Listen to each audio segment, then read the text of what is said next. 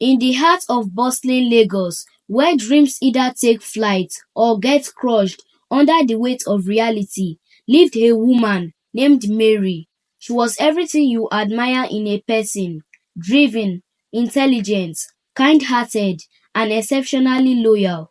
Mary had risen from humble beginnings in Ibadan, worked her way through university with nice jobs and scholarships, and eventually landed a competitive role in one of the top corporate firms in Lagos. Mary didn't have many friends. Life had taught her to be cautious, but there was one person she trusted deeply: Bola. Bola was beautiful, charismatic, and witty. They met during their NYSC days in Abuja and had been close ever since. Mary had helped Bola more times than she could count, from rent to job referrals, from heartbreak to birthday surprise. Mary treated Bola like a sister. So when Mary got a promotion at her firm and found out her department was hiring, she didn't hesitate to put in a strong recommendation for Bola. Bola got the job. In the beginning, everything felt like a dream. They would drive to work together, have lunch together, and even attend corporate events side by side. People called them the power girls of Lagos. Mary was proud.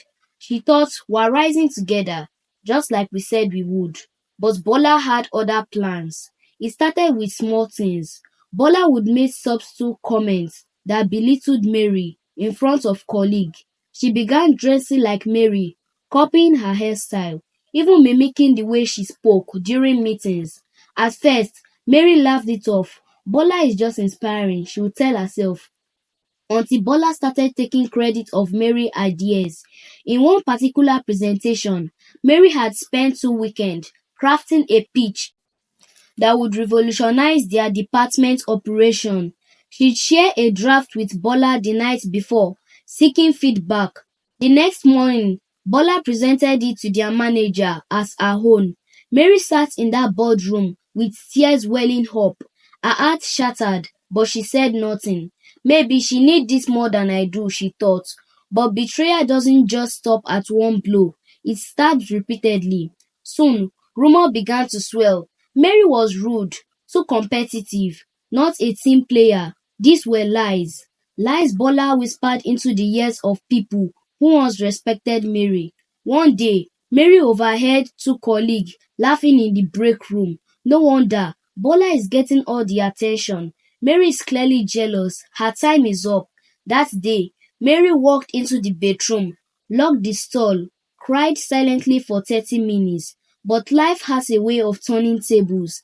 A few weeks later, during the annual corporate retreat in Dubai, Bola was caught in a scandal involving a forged report and inappropriate office gossip. Her charm couldn't save her this time. She was asked to resign quietly to protect the company's image. Mary, on the other hand, was offered a transfer to the London branch with a 60% salary increase and a seat at the decision-making table. She had remained professional, dignified and strong through it all. Her work had spoken louder than Bola's game.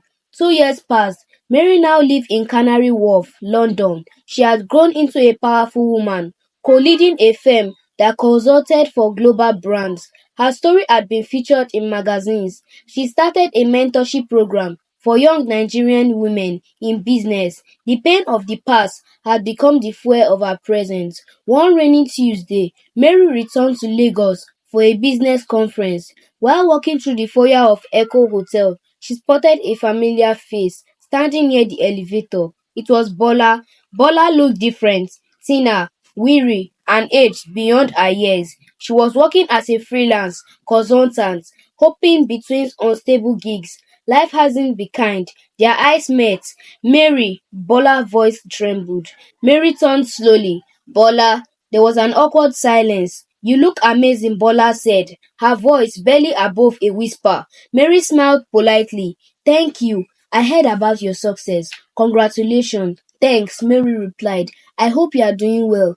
Bola lowered her gaze. "I'm trying. Things haven't been easy."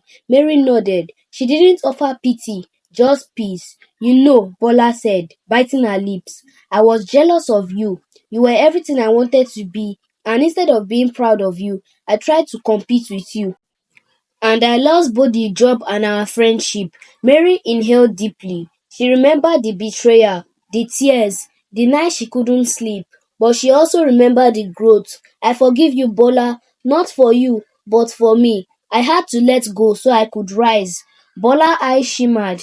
You are a better woman than I'll ever be. No, Mary said gently. You are still writing your story.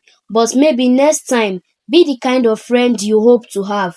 They parted with a handshake. That night, Mary stood by her hotel window, overlooking the lights of Lagos, the city that once broke her heart and built her wings. She realized something powerful.